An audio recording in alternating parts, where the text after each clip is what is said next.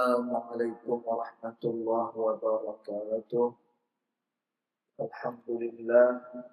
Wassalatu wassalamu ala rasulillah. Sayyidina Muhammad bin Abdullah.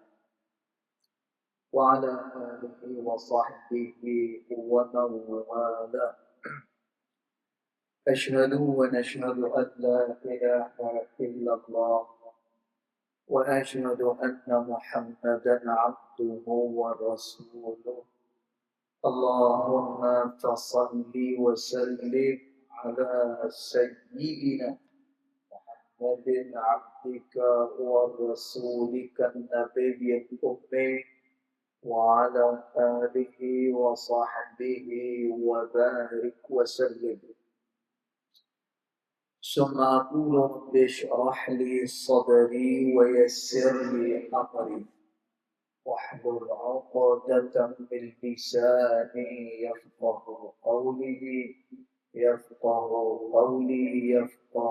قولي أما بعد.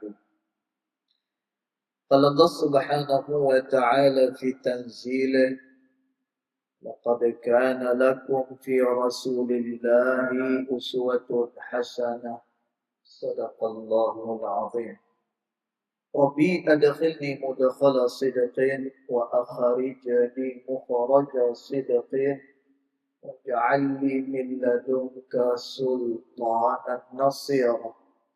إلهي أنت مقصودي ورضاك مطلوبي فأعطني محبتك ومغرفتك يا أرحم الراحمين.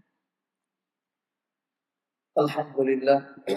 Ya, pertama-tamanya kita memohon syukuran kehadiran Allah Subhanahu wa taala yang mana dengan limpah kurnia dan juga dengan rahmat Dia, alhamdulillah, pagi ini kita masih lagi diberikan kesempatan oleh Allah Ta'ala untuk kita sama-sama dapat hadir ke dalam rumah Allah Subhanahu wa Ta'ala ini, yang walaupun kita diuji dengan FIFA World Cup, alhamdulillah kita masih lagi boleh hadir pada pagi ini. Walaupun semua daripada kita pada pagi ini mengantuk, nampak mengantuk.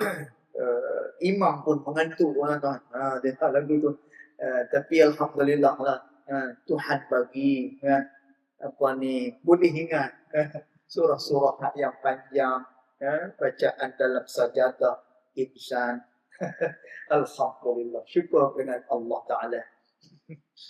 Dan tuan puan yang dirahmati Allah sekalian, pada pagi ini kita sambung lagi pembacaan syair yang dikarang oleh Al-Imam Ibn Wardi rahimahullahu ta'ala.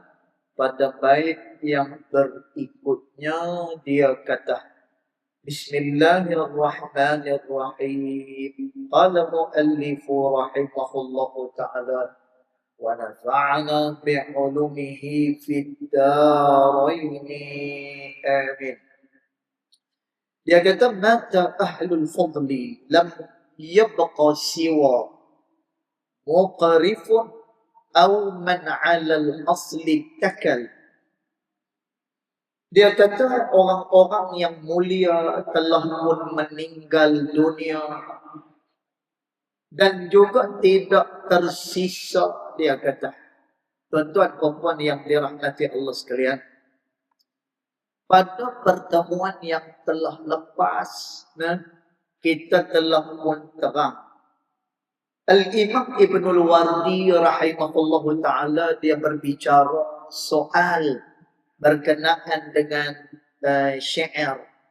Dan dia kata, susunlah perkataan kamu dengan perkataan yang elok, dengan syair yang elok, lalu kamu ikutilah mazhab aku. Dia kata, tolak pemberian dunia, kerana dunia ni kecil. Dia kata, tuan-tuan, kita dah puan ni terang pada pertemuan yang sudah Dan tuan, perkataan kita satu masa esok, ianya akan dipertanggungjawabkan oleh Allah Subhanahu wa Ta'ala.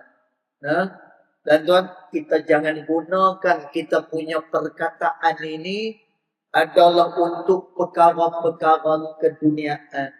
Dan tuan, antara perkataan yang digunakan untuk perkara dunia adalah menipu, kemudian mencaci, kemudian mengeluarkan perkataan-perkataan buruk yang tujuannya adalah untuk mendapatkan habuan dunia semata-mata. Dan maka kata Imam Ibn Wahdi, dunia ni kecil. Dan yang kita nak adalah apa yang ada pada sisi Allah Subhanahu wa Ta'ala. Dan tuan, subhanallah, namun sukar untuk kita lakukan. Pasal apa? Dan tuan, dunia, nama pun dunia.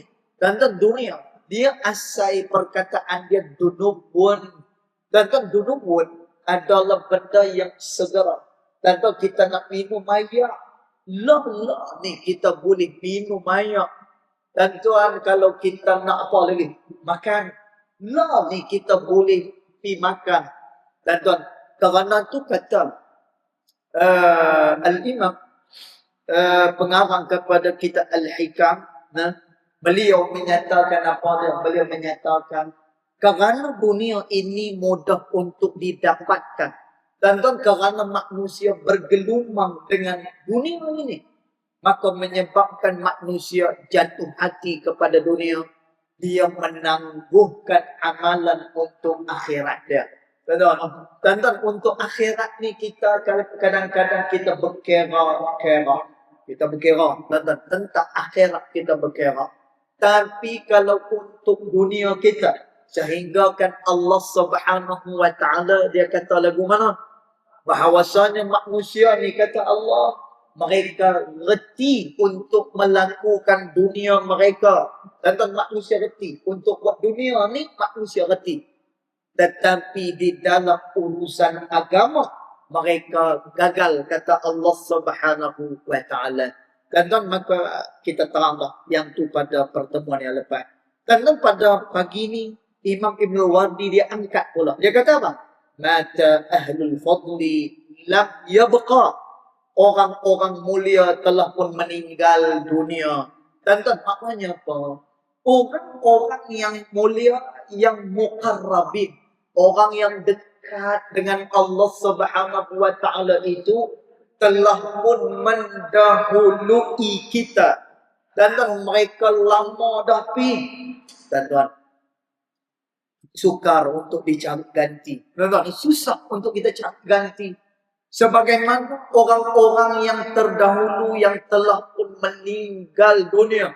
Dan terutamanya ulama-ulama yang telah pun berjasa kepada umat ini. Dan kita tengok sebagaimana Al-Imam Al-Bukhari rahimahullahu ta'ala. Dan rasanya tak ada lagi dah orang yang mengarang kitab, yang mengarang buku sebagaimana Al-Imam Al-Bukhari rahimahullahu ta'ala. Dan Imam Bukhari ni dia punya jujur dalam mengarang kitab Sahih Al-Bukhari. Dan dia akan cek satu-satu hadis yang dia nak bawa masuk di dalam kitab dia. Dan bukan setakat itu, malah setiap hadis yang dia nak bawa masuk ke dalam karangan dia, Sahih Al-Bukhari. Dan setiap satu hadis dia akan sembahyang istikharah terlebih dahulu. Dan sebab itu kita tengok bagaimana nilaian kitab Sahih Al-Bukhari. Sehingga kan kata ulama, selepas daripada Al-Quran, tak ada dah kitab yang lebih sahih melainkan daripada kitab Sahih Al-Bukhari. Dan dalam kitab Sahih Bukhari ada berapa ribu hadis. Dan setiap satu hadis itu, Imam Al-Bukhari dia akan sembahyang sunat istikharah. Tuan-tuan, barulah dia akan memasukkan hadis itu di dalam karangan dia. Tuan-tuan, agak-agak ada lagi tak orang-orang yang macam ni. Tuan-tuan, Al-Imam An-Nawawi rahimahullahu ta'ala. Tuan-tuan, ketika mana dia mengarang dia punya kitab-kitab dia, sehinggalah beliau tidak menikah. Tuan-tuan, dia tak menikah, Imam Nawawi. Tuan-tuan, kenapa Imam Nawawi tak menikah? Tuan-tuan, ni bukan kerana Imam Nawawi dia tak suka dengan sunnah baginda Rasulullah sallallahu alaihi wasallam. Menikah adalah sunnah baginda Nabi sallallahu alaihi wasallam. Tuan-tuan, tapi menikah ni dia ada 5 hukum semua sekali. Dia ada hukum wajib. Tuan-tuan, kemudian menikah dia ada hukum sunat. Kemudian dia ada hukum jadi haram.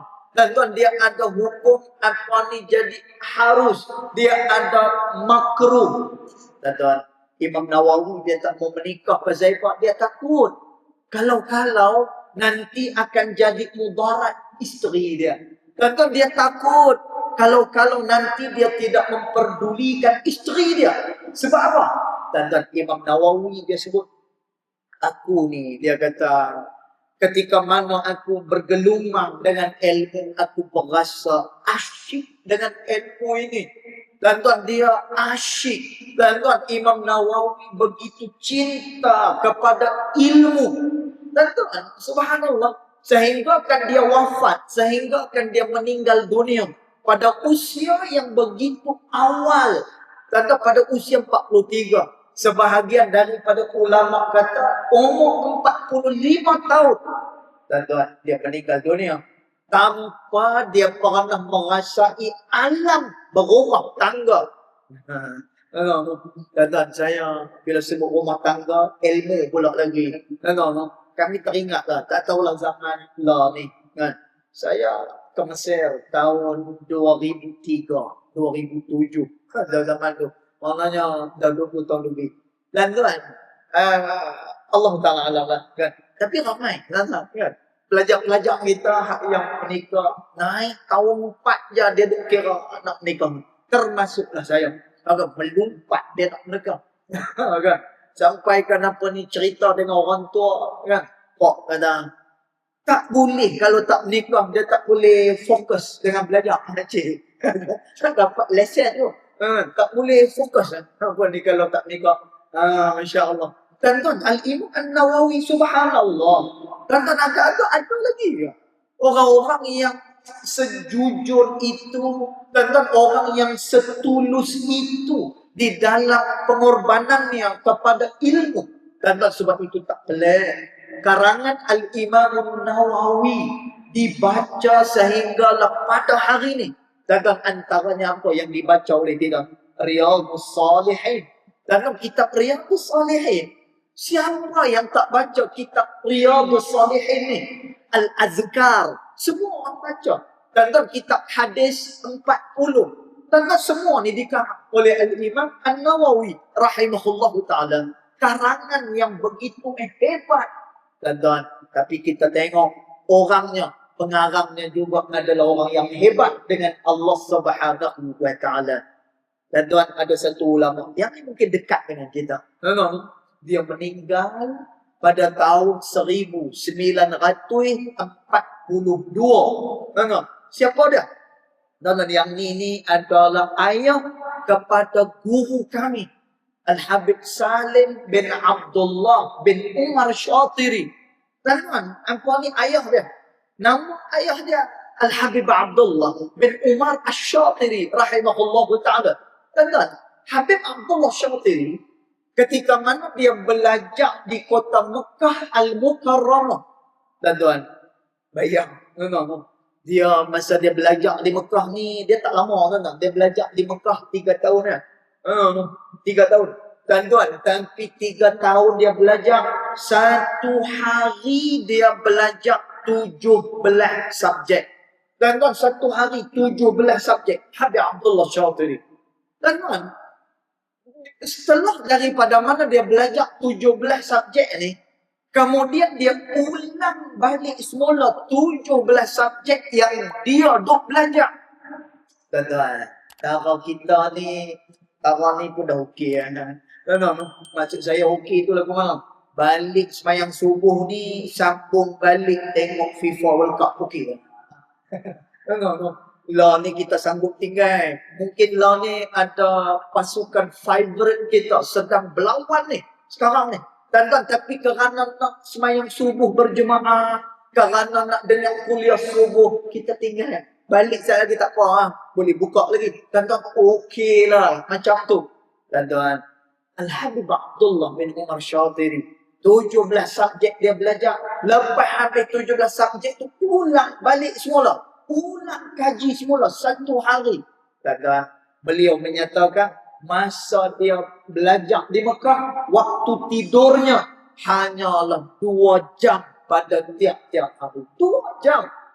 Tuan-tuan, bila dia menamatkan pengajian dia di Mekah selama 3 tahun ni, tuan-tuan, dia balik semula ke Yaman.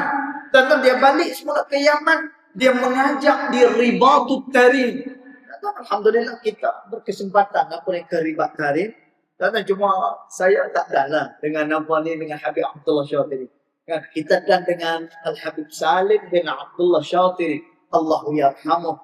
Tuan-tuan, bila dia balik ke Yaman, dia mengajak apa ni di Ribat Tarim. Masa tu umur dia 25 tahun. Tuan-tuan, bayang. Umur dia 25 tahun. Bermula daripada dia mengajak dekat Ribat Tarim. Tuan-tuan, sekeping pun, sekupang pun dia tidak pernah menerima gaji.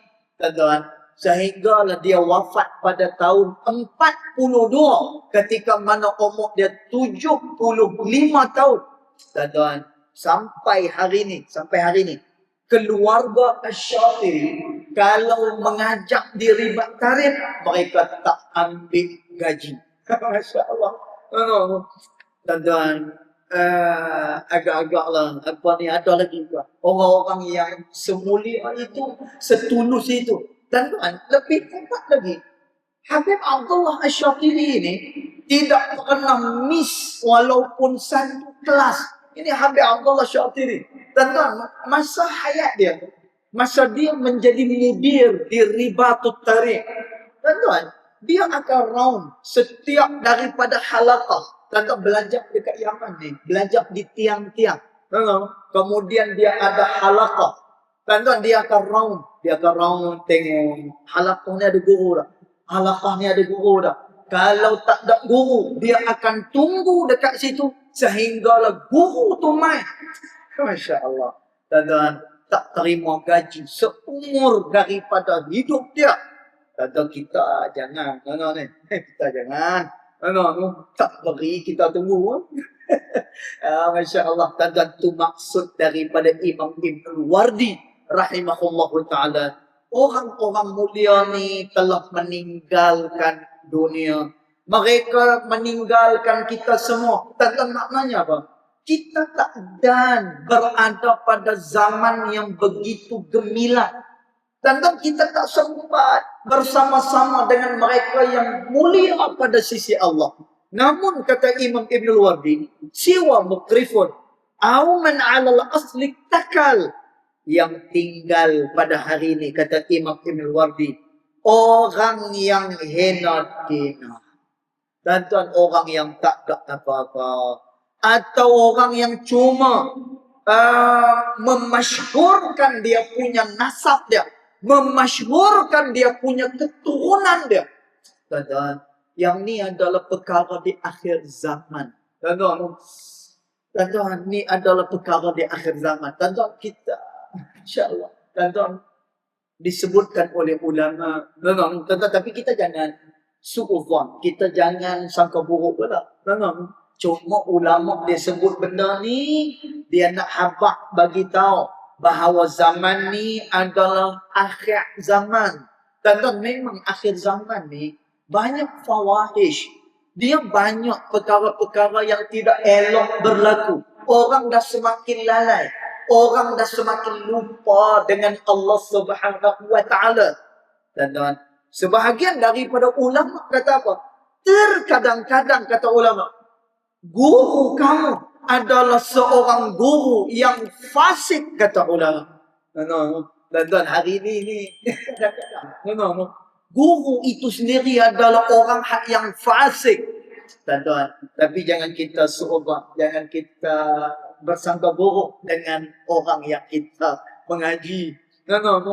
Tapi nak cerita kepada kita, itulah dia apa ni di akhir zaman ni.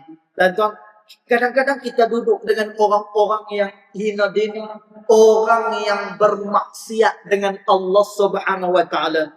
Cuma mereka ni memasyhurkan nasab keturunan mereka. Tuan-tuan, keturunan ni dia ada sejarah, keturunan yang mulia. Terutamanya siapa?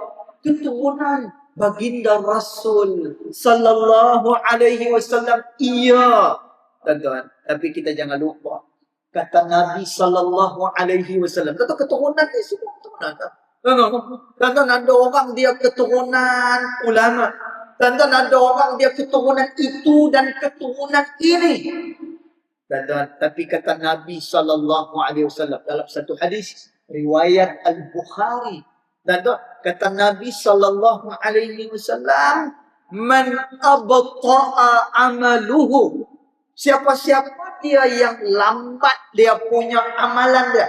Tuan-tuan, maknanya apa? Kalau orang ni tak beramal, kalaulah kamu tidak mendekatkan diri kepada Allah Subhanahu wa taala, lam yusri' nasabuhu, maka keturunan dia tidak mampu untuk mempercepatkan dia untuk beramal kepada Allah Subhanahu wa taala. Dan tuan, maknanya apa? Keturunan mulia, ya, keturunan mulia. Namun, keturunan ini tidak akan mempercepatkan seseorang di dalam dia beramal kepada Allah Subhanahu wa taala.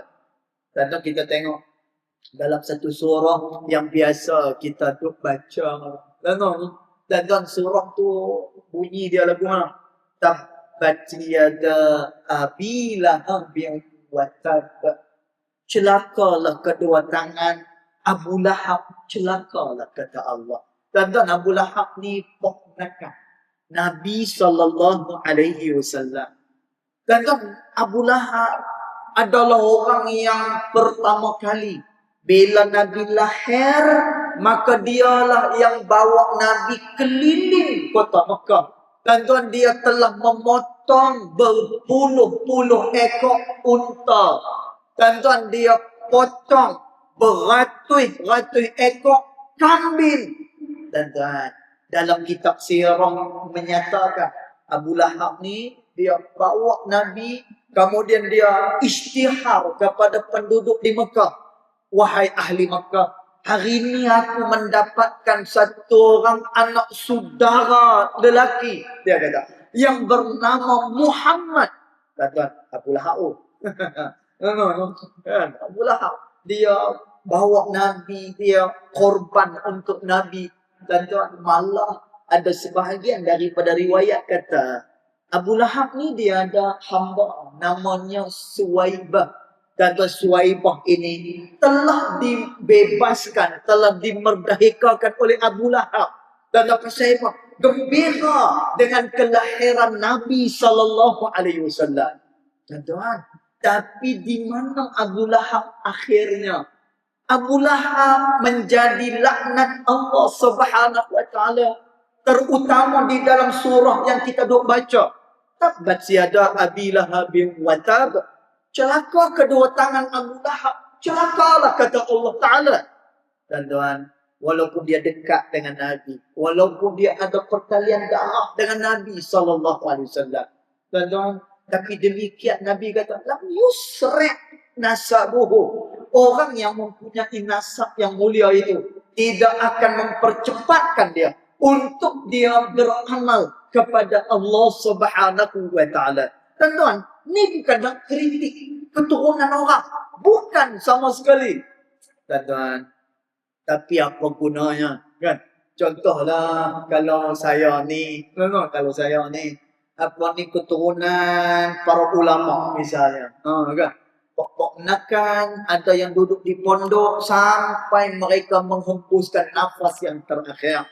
Ada mengajak di pondok sampai apa ni meninggal. Dan maknanya mempunyai keturunan hak yang baik. Dan tapi bila sampai saya ni lekeh. Kan? Sampai apa ni dekat saya ni dia pergi buat benda lain. Dan dia buat pula benda-benda yang tidak elok wal-iyazubillah. Dan pada masa tu adakah keturunan ini akan membantu dia, akan mempercepatkan dia untuk dia beramal kepada Allah Subhanahu Wa Taala? Tidak. Dan orang ni bila mana dia berhadapan dengan Allah, maka akan berlakulah segala apa yang nak disoal oleh Allah Subhanahu Wa Taala. Dan tak kira siapa. Nabi Allah Ibrahim alaihissalam. Nabi Ibrahim. Ketika mana nanti dekat mahsyar. Nanti dekat mahsyar nanti Allah Subhanahu Wa Taala dia akan pamerkan kepada penduduk di mahsyar. Dan Allah Ta'ala tarik. Yang ni syurga. Kamu tengok syurga lagu mana. Dan nanti Allah Ta'ala tarik. Pamerkan dekat mahsyar. Yang ni adalah neraka aku. Kata Allah Ta'ala. Dan ketika mana neraka ditarik. Pada masa tu Nabi Ibrahim alaihissalam. Dan Nabi Ibrahim ni. Bila tengok neraka. Dia doa dengan Allah Ta'ala. Ya Allah. Hari ni cukuplah engkau menyelamatkan aku seorang je. Ya Allah, cukuplah aku seorang je yang selamat pada hari ni. Tuan-tuan, bagaimana Nabi, seorang Nabi, tuan-tuan, dia boleh lupa kepada umat dia bila mana dia melihat neraka Allah Subhanahu Wa Taala. Tuan-tuan, maka demikian manusia dia akan ditanya, dipersoalkan oleh Allah Subhanahu Wa Taala. Dan maka tanggungjawab kita ni apa dia? Bukan memasyhurkan kedudukan kita. Tuan-tuan, bukannya memasyhurkan siapa kita, tetapi bagaimana kita dengan Allah Subhanahu Wa Taala, maka amalan itu akan ditanya oleh Allah Subhanahu Wa Taala. Maka kata Imam Ibnul Wardi rahimahullahu ta'ala, semua orang-orang mulia itu telah pun meninggal dunia, kecuali orang yang hina atau orang yang hanya memasyhurkan keturunan dia. Kemudian dia kata, tengok. Imam Ibnul Wardi kata apa? Ana la akhtaru taqbilu yadin qatta'uha ajmalu min tilkal khubil. Dia kata. Dan apa kata Imam Ibn Wardi, subhanallah. Dan Imam Ibn Wardi kata, aku tak ingin pun tangan aku dicium. Masya Allah. Dan dia tak mau pun tangan dia dicium. Terpotongnya tangan itu lebih baik. Dan Imam Ibn Wardi kata, daripada tangan aku dicium, adalah lebih baik kalau tangan itu terpotong, kata Imam Ibn Wardi. Dan maknanya apa? Imam Ibn Wardi tak mau nama pada sisi manusia. Tuan-tuan, Imam Asy-Syafi'i rahimahullahu ta'ala kata, manusia dia punya kesukaan dia kepada manusia lain ada haknya. Dan dia ada limit dia. Dan contoh yang paling dekat, kita suami isteri. Dan dulu kita suami isteri ni Masya Allah kan, naik dalam berita, pi tengok wayang, dan rindu-rinduan itu sebelum jadi suami isteri. Dan tetapi setelah menjadi suami isteri, dan tengok, ada satu orang saya pernah jumpa, tok lah. Dia kata apa? Dia kata, sebab saya selalu berani duduk sembang dengan dia. Dia orang tua. Dia orang tua dah. Dia kata, sembang dengan hang lah ustaz. Dia kata, nak harap sembang dengan Pak Long hang tak boleh sembang. Dia kata lagu tu. Dan cuma ulama ada sebut berkenaan dengan haid. Dengan haid orang perempuan. Dan di antara hikmah, pasal apa dijadikan haid adalah kerana untuk menjaga rumah tangga. Dan orang lelaki ni, orang perempuan, pun sama. No. Bila 2 minggu, head yang paling cepat sehari semalam. Paling biasa 7 hari 7 malam. Paling banyak 15 hari 15 malam. Dan tuan, dalam tempoh tu biasanya, memang kena macam tu. Dia tak boleh bersama dengan isteri dia. Isteri tak boleh bersama dengan suami dia. Dan maknanya bukan tak boleh duduk dekat-dekat. Faham-faham lah. Kan? Dan tak boleh. Selama dia berhaid. Dan ulama sebut antara hikmahnya untuk menjaga hubungan rumah tangga bagi tak jemu, bagi dia tidak ada terasa lama. Tuan-tuan, maka 2 minggu ni adalah tempoh untuk dia jadi rindu balik sekolah. Tuan-tuan, tu di antara dia punya hikmah. Tuan-tuan, kalau tak ada tu pakai tuan ni pakai tak duduk serumah lah. Tuan-tuan, maka demikian kita kata itulah dia ni redha manusia kepada manusia lain. Tuan-tuan, tapi redha Allah Ta'ala, Allah senantiasa memerhatikan hamba dia. Dan Nabi SAW kata, kamu jangan jemu dalam beribadat kepada Allah. Kerana apa? Kerana Allah tidak pernah jemu melihat hamba-hambanya beribadat kepada dia. Dan maka Al-Imam Ibn Wardi dia akan kata, tuan-tuan, ni nanti kita akan terang lagi pada Jumaat nanti.